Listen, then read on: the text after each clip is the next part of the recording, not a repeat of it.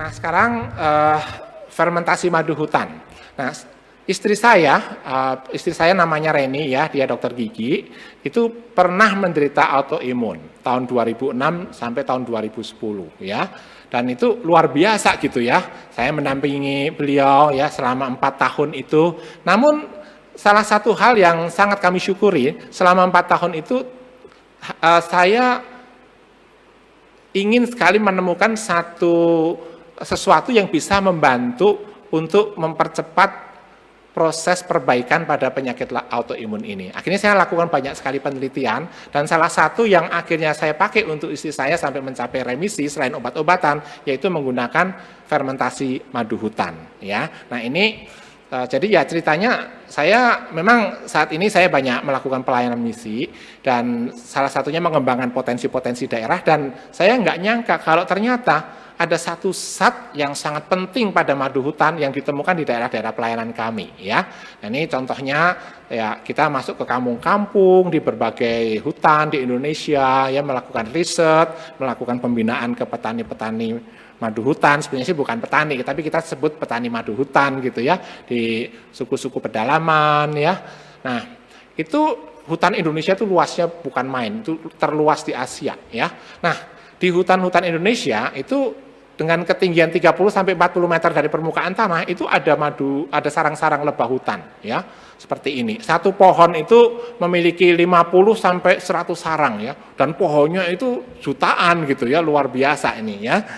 Nah, ini di sana bersarang Apis dorsata atau lebah hutan atau giant bee ya, dan ini menghasilkan madu hutan ya. Sarangnya itu lebarnya sekitar 1,5 meter ya, tingginya sekitar 1 meter ya, dan di situ bersarang lebah hutan yang besar-besar gitu ya, seperti itu. Dan setiap sarang ini menghasilkan 20 sampai 30 liter madu per sarang. Coba bayangkan ya, Tuhan berkati negara kita luar biasa ya. Nah, ini proses pemanenannya. Jadi ya melalui kerjasama dengan Jaringan Madu Hutan Indonesia, ya dibinalah petani-petani madu hutan di pedalaman-pedalaman ini ya.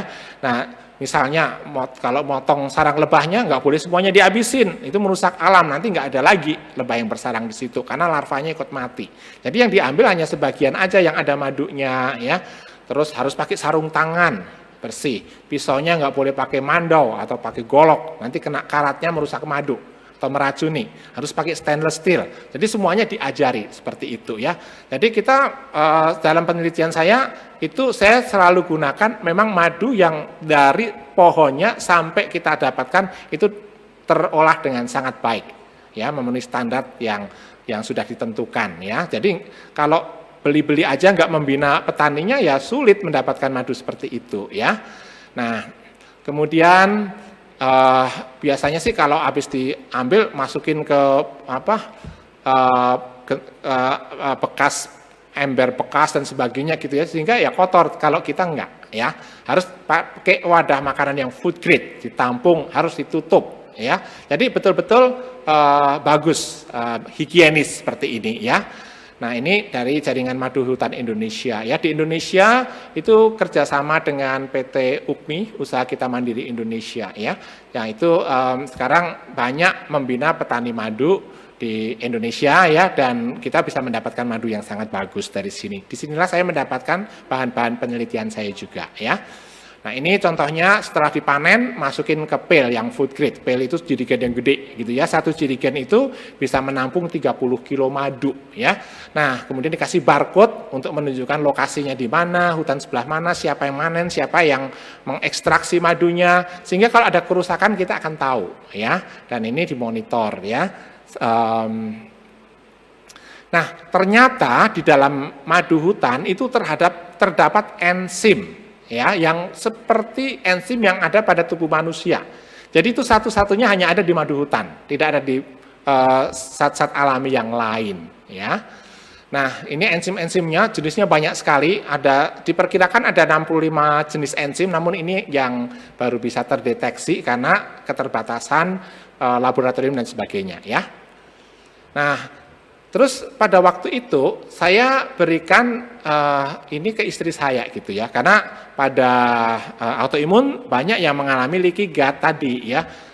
supaya mensuplai, memberikan enzim-enzim yang baru, ya, sehingga bisa mengatasi leaky gut-nya. Dan apa hasilnya? Ternyata tidak ada hasilnya, ya.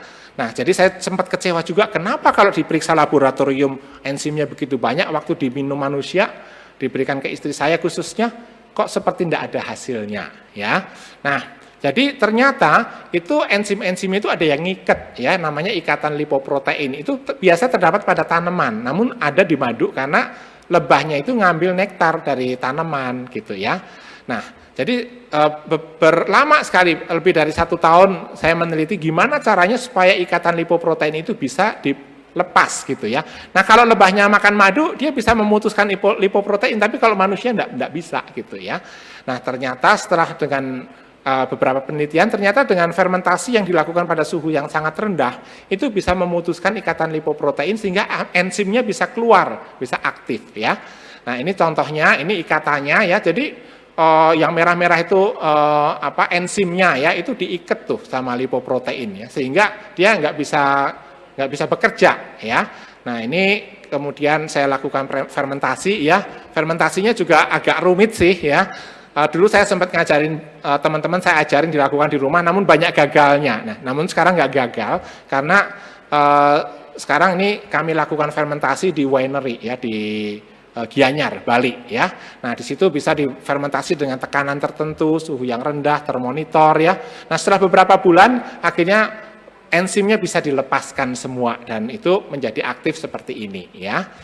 Nah, itu yang bisa saya sampaikan, ya. Nah, saya perlu menyampaikan di sini bahwa semua yang saya ceritakan di sini itu untuk menambah pengetahuan ibu-ibu semua, bukan bermaksud untuk menggantikan konsultasi dengan dokter. Jadi, kalau mengalami gejala-gejala seperti tadi atau sudah mengalami autoimun, tetap membutuhkan konsultasi dengan dokter, ya.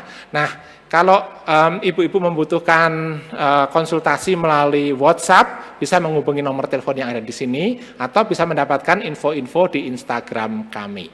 Nah, kiranya Tuhan memberkati ibu-ibu semua dan sampai jumpa di kesempatan yang akan datang. Dan saat ini sebagai penutup saya ingin Ibu Reni men-sharingkan, ya, bagaimana pengalamannya, perjuangannya waktu menderita penyakit autoimun dan sampai sekarang sudah remisi, ya. Silahkan Bu Reni. Ya, saya Reni, ya seperti diceritakan tadi bahwa saya ini survivor autoimun, ya.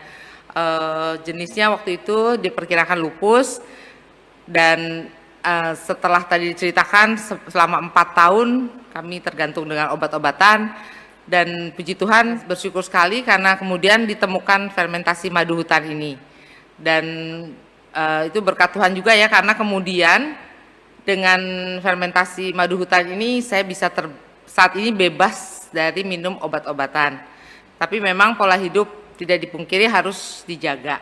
Selain itu juga kalau dulu saya itu sering sekali sakit di sendi-sendi, sakit sesak di pernafasan, kemudian gatal yang berlebihan. Nah, puji Tuhan sekarang semuanya ini udah nyaris nggak ada. Cuman kadang-kadang kalau kita terlalu stres, terlalu capek, atau mungkin makannya kurang dijaga, ya kita tinggal kalau ada kekambuhan sedikit tinggal minum lagi dengan fermentasi madu hutan ini. Dan yang kami bersyukur dengan ditemukannya ini ternyata bisa membawa banyak sekali berkat buat saudara-saudara kita yang saat ini mungkin udah hampir kehilangan harapan karena terus-terusan bergantung dengan obat-obatan. Saya rasa ini sekali lagi dikatakan ini tidak dikatakan untuk menggantikan obat, tetapi ini sebagai pendukung untuk mempercepat remisi autoimun. Ya puji Tuhan saat ini banyak sekali anak-anak Tuhan juga yang sudah terbantu dengan adanya fermentasi madu hutan ini. Demikian, terima kasih.